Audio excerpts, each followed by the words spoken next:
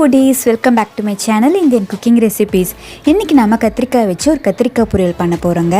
நிஜமா சொல்றேங்க, கத்திரிக்காய் பிடிக்காதவங்க கூட இந்த பொரியலை வாங்கி சாப்பிடுவாங்க. அவ்வளவு டேஸ்டா இருக்கும். இது எப்படி பண்ணலாம்ங்கற ரெசிபியை வாங்க வீடியோக்குள்ள போய் பார்க்கலாம்.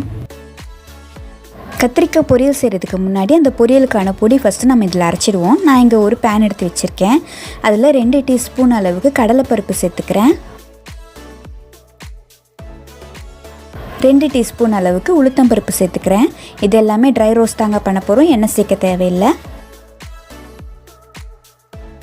சிகப்பு மிளகா ஒரு 2 சேர்த்துக்கிறேன். இது எல்லாத்தையும் சேர்த்து நல்லா ரோஸ்ட் பண்ணிடலாம். பருப்பு கோல்டன் ப்ரௌன் கலர் வர வரைக்கும் நல்லா வறுத்துக்கோங்க.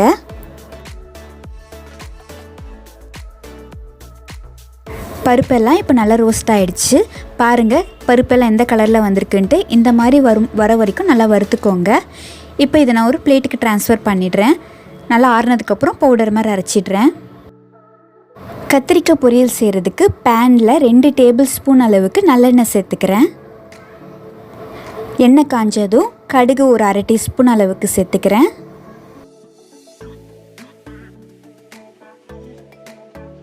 கடுகு நல்லா பொரிஞ்சிடுச்சு. இதில் 10 பல் அளவுக்கு நான் பூண்டு சேர்த்துக்கிறேன். பூண்டு நல்லா எண்ணெயில் வதங்கட்டும். வதக்கின பூண்டோட ஒரு வெங்காயம் நறுக்கி வச்சுருக்கேன், இதில் சேர்த்துக்கிறேன்.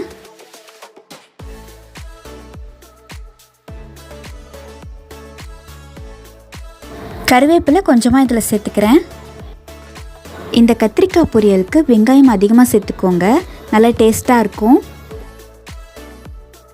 மஞ்சள் தூள் 1/2 டீஸ்பூன் அளவுக்கு சேர்த்துக்கிறேன்.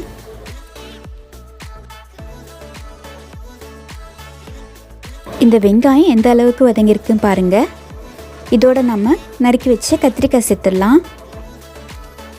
நான் இதில் 250 கிராம் அளவுக்கு கத்திரிக்காய் சேர்த்துக்கிறேன்.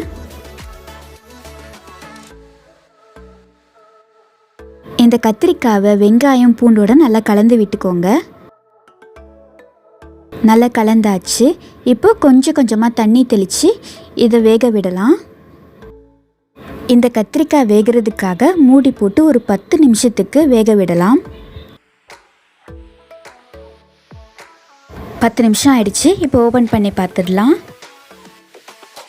பாருங்கள் கத்திரிக்காய் எந்த அளவுக்கு வெந்திருக்குன்ட்டு. இந்த பொரியலுக்கு தேவையான மசாலாலாம் நம்ம இப்போ சேர்க்க ஆரம்பிச்சிடலாம். காஷ்மீரி சில்லி பவுடர் 1/2 டீஸ்பூன் அளவுக்கு சேர்த்துக்கிறேன். இந்த கத்திரிக்காய் பொரியலுக்கு ஃபஸ்ட்டு நம்ம ஒரு பொடி அரைச்சிருந்தோம்ல, அது ஒரு 4 டீஸ்பூன் அளவுக்கு நான் சேர்த்துக்கிறேன். தேவையான அளவு உப்பு இந்த பொரியலில் சேர்த்துக்கிறேன்.